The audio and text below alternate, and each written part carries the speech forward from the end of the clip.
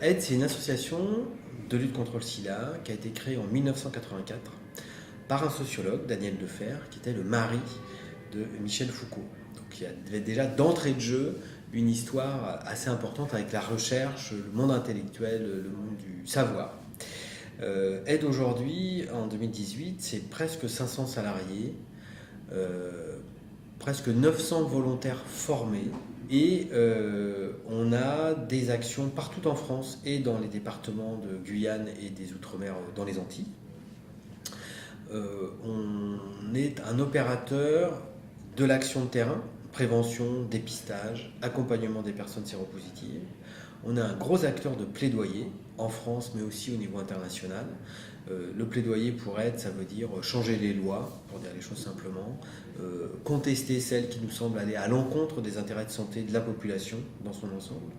Et du coup, pour nous, il était évident que d'avoir des chercheurs en chiffres, que ce soit sur les questions je parlais du plaidoyer, que ce soit au sein de la direction plaidoyer, d'avoir un doctorat en histoire, en droit, sur le droit du malade, ou dans le secteur recherche communautaire, d'avoir des chercheurs en CIF, c'est un peu une évidence parce que la recherche, ça fait partie de notre environnement, de notre écosystème. Et encore une fois, c'est pas faire de la recherche pour la beauté du geste, c'est faire de la recherche pour améliorer les actions. Et donc, c'était assez naturellement qu'on a choisi d'avoir des doctorants en chiffres parce que ça répondait à leurs besoins, à leurs attentes.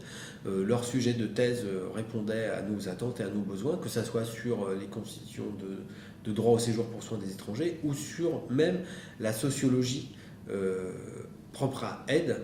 Et on a une docteure en CIF qui travaille en sociologie du travail, qui travaille sur aide. Et donc l'autre marche qui n'est pas forcément évidente, c'est qu'il faut pouvoir accepter d'avoir chez soi des chercheurs dont l'objet de recherche, ça va être nous-mêmes.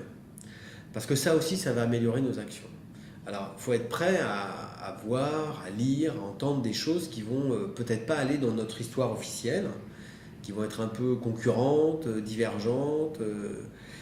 Mais ça, c'est pas grave. C'est-à-dire qu'il faut être prêt. La recherche, c'est aussi être prêt à reconnaître que l'hypothèse qu'on a formulée, elle est fausse. C'est le principe de la recherche. On définit une hypothèse, on explique comment on va la vérifier, on la vérifie. Si elle est fausse, elle est fausse. Bon. Donc, il faut être capable d'accepter que la belle idée dont tout le monde est convaincu, en fait, c'est une idée idiote et qu'il faut l'oublier. C'est la première chose. Et la deuxième chose, c'est que la recherche, parfois, ça nous dit des choses qui ne sont pas celles qu'on voudrait voir. Et ça aussi, il faut être prêt à le faire. Et ça ne peut être que une valeur ajoutée pour une organisation.